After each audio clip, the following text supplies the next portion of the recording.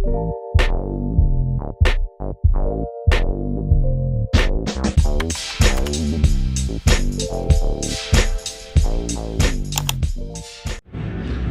we are, Stand Man Gooners in Vancouver.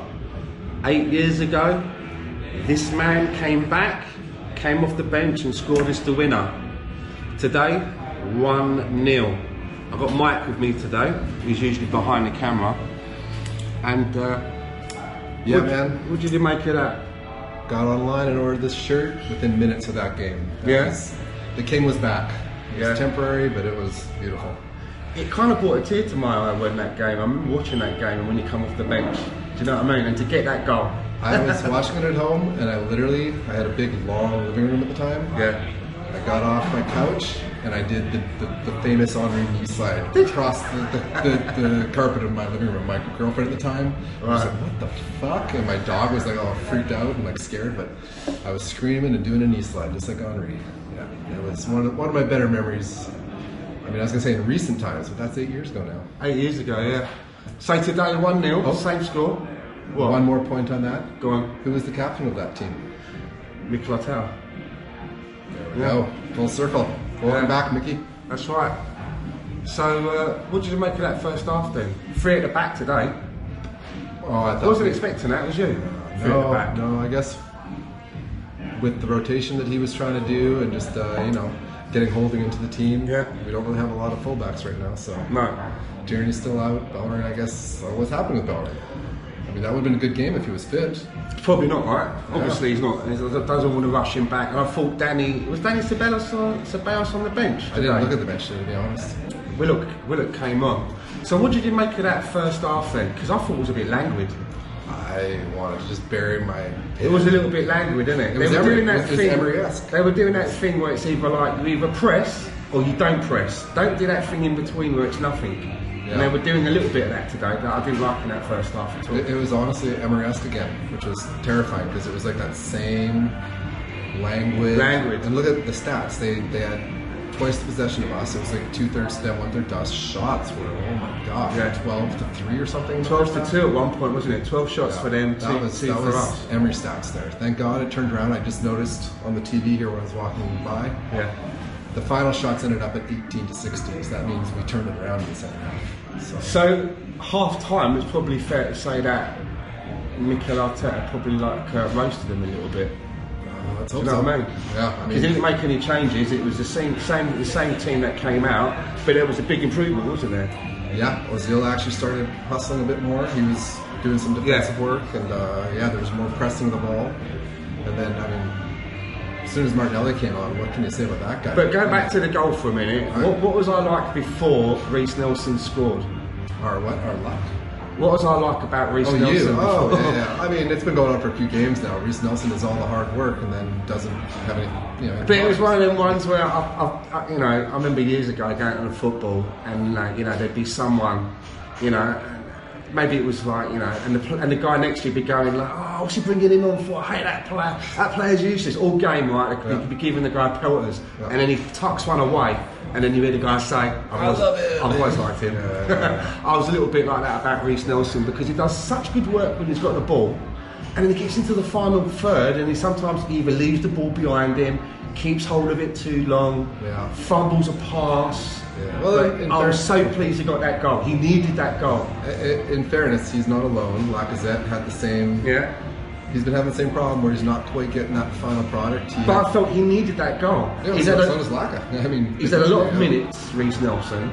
He's had a lot of minutes, and he really needed that goal, I felt. Do you know what I mean? I'm pleased for him. Yeah, for sure. Really pleased for him. He had that chance where he brought the ball in and just didn't get it across and ended up losing the ball. And, he puts in a lot of hard work.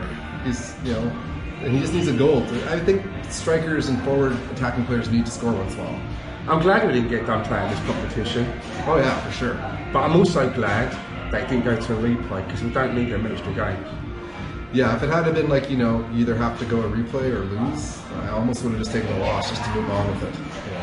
But never want to lose, but I just didn't want to replay, especially after I had been sort of teasing and snickering at like Tottenham and Man U for getting replays. I didn't want to get one exactly. Yeah. Yeah. No one likes having their face rubbed in the mud, do they? Yeah, and going up to Leeds wouldn't have been an easy task this time of year going up north. So, where are you now in this Mikel Arteta project? Still happy? I am.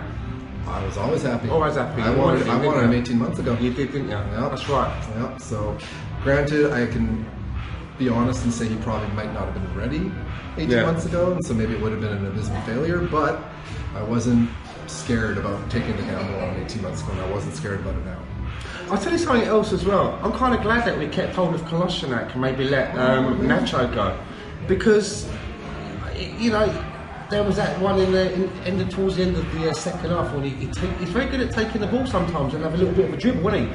Around players. Done it a few times now. Last few games when I've seen him.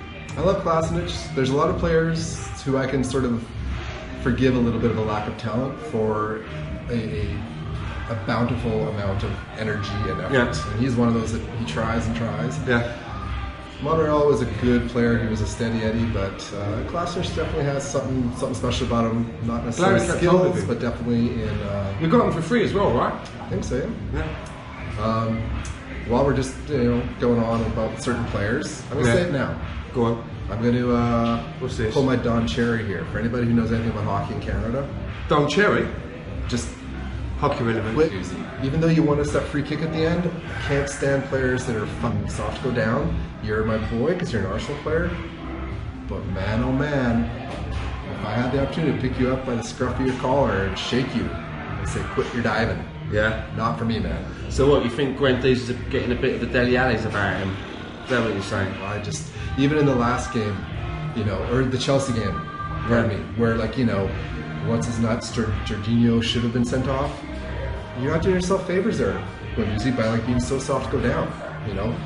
Refs are going to start being hesitant to give fouls and cards against players when you're dropping on the ground like a sack of potatoes.